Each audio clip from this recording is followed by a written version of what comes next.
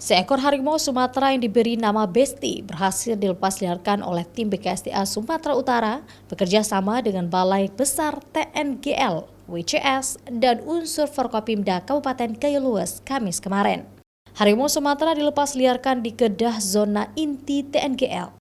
Lokasi ini merupakan habitat harimau Sumatera karena terlihat tanda-tanda keberadaan satwa mangsa harimau di sana seperti rusa, kijang, dan kambing hutan.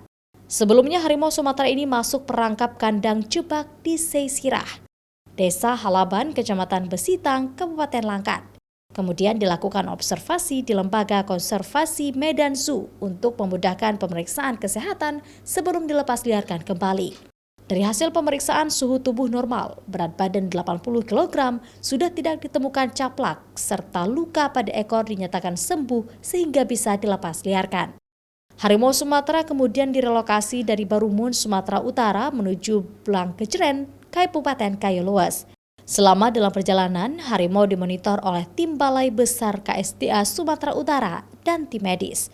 Setelah tiba, harimau ditempatkan di halaman kantor SPTN wilayah 3 Blangkejeren TNGL. Kemudian harimau diangkut menggunakan helikopter ke lokasi lepas liar. Dengan ridho Allah, kita berhasil mengembalikan Besti ke alamnya.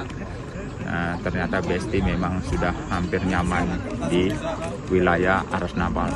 Karena memang itu bukan hal yang baik, dia bersebelahan sama manusia.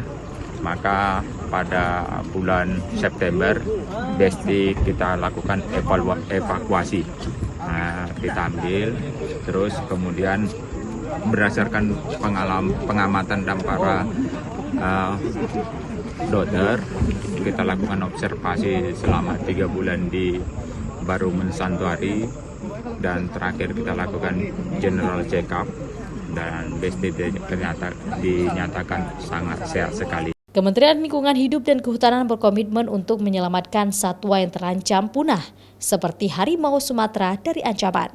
Adapun beberapa cara yang dilakukan seperti melakukan survei lokasi keberadaan harimau Sumatera, membangun areal khusus untuk habituasi sebelum dilepasliarkan ke alam, serta membentuk tim mitigasi konflik harimau Sumatera Utara bersama masyarakat.